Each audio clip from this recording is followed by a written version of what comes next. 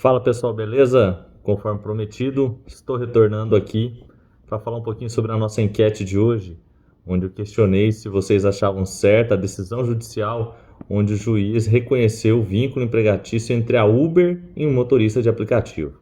A maioria das pessoas acharam justa a decisão e eu confesso para vocês, fiquei bem surpreso com essa posição de vocês, porque eu acreditava que a maioria ia votar como uma decisão injusta. E aqui eu vou fazer um comentário técnico, não um comentário do ponto de vista social. É, e na verdade vou explicar o motivo desse comentário. Eu, particularmente, acredito que essa decisão, como outras que já foram proferidas semelhantes, vai cair em sede de segunda instância, porque falta um requisito do vínculo empregatício.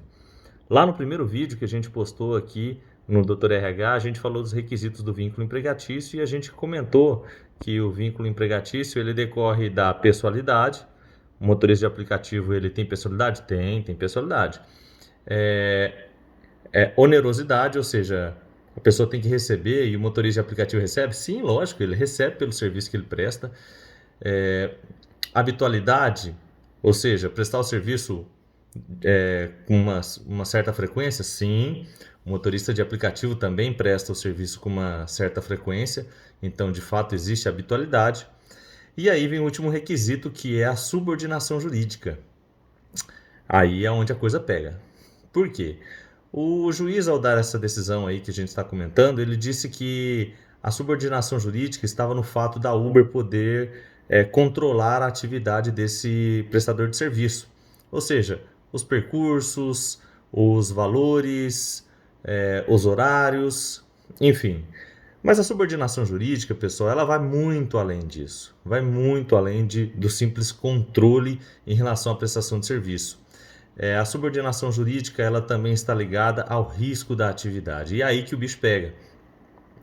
Vamos imaginar que esse motorista de aplicativo não resolva trabalhar essa semana. Ele vai ser punido por conta disso? Não vai.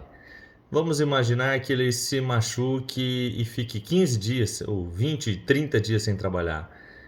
Ele vai ter alguma punição por conta disso?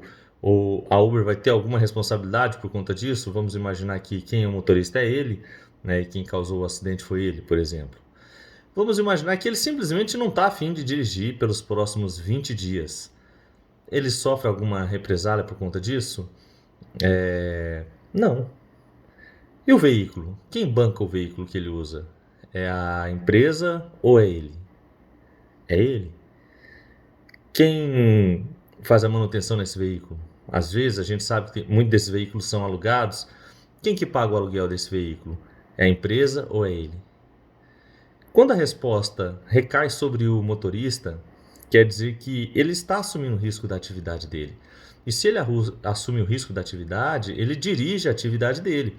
Então essa subordinação jurídica ela é quebrada. E é aí que decisões semelhantes já foram derrubadas, e eu acredito que essa decisão proferida aí recentemente também vai cair.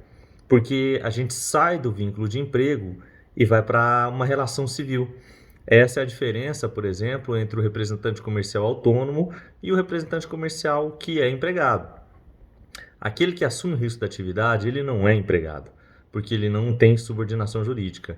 Embora eu tenha alguns quesitos que demonstrem um pouquinho de subordinação, na verdade, isso é obrigação contratual, isso é o vínculo civil que une as duas partes. Vamos imaginar aqui um outro exemplo que é bem famoso na área jurídica, é a parceria do salão de beleza. Uma pessoa é dona de um salão de beleza e você tem lá uma cabeleireira que vai trabalhar lá e aluga uma cadeira ou simplesmente entra como parceira. Essa cabeleireira ela vai levar as tesouras dela, o secador de cabelos dela e todos os insumos necessários para prestar o serviço, os cremes, shampoo, tudo mais. E aí o salão fica com metade dos honorários, digamos assim, a outra metade fica para a cabeleireira. Esse assunto já é pacificado no TST, né? Não há vínculo empregatício, porque as duas partes concorrem com o risco da atividade. Então, se o motorista do aplicativo ele entra com um veículo, ele tem total autonomia para escolher o dia, a hora e se ele está a fim de dirigir ou não. ele que custeia a atividade dele, ou seja, ele que custeia toda a manutenção do veículo, isso quer dizer que esse motorista, na verdade, ele é um parceiro comercial e não um empregado. Então a gente vê essa decisão como uma decisão muito mais de cunho social do que uma decisão técnica, né? Porque falta nessa relação jurídica a subordinação jurídica. Então, pessoal, assim, é um assunto novo, é um assunto polêmico, mas tecnicamente a gente entende que nesse caso não vai prosperar esse entendimento do vínculo empregatício. E fica de lição para você que tem dúvidas se aquele representante comercial, se aquele parceiro comercial realmente é um empregado ou se ele realmente é um parceiro comercial civil, ou seja, se ele entrar com uma ação trabalhista, ele não vai ganhar desse processo, né? Se ele assume o risco da atividade, ele não vai ser empregado seu. E aqui a gente reporta um pouquinho também no outro vídeo que a gente já postou aqui falando sobre a pejutização, né? A pessoa jurídica, o empregado pessoa jurídica. Um dos requisitos que o juiz vai olhar para ver se esse empregado era ou não pessoa jurídica é o fato dele ter assumido ou não o risco da atividade.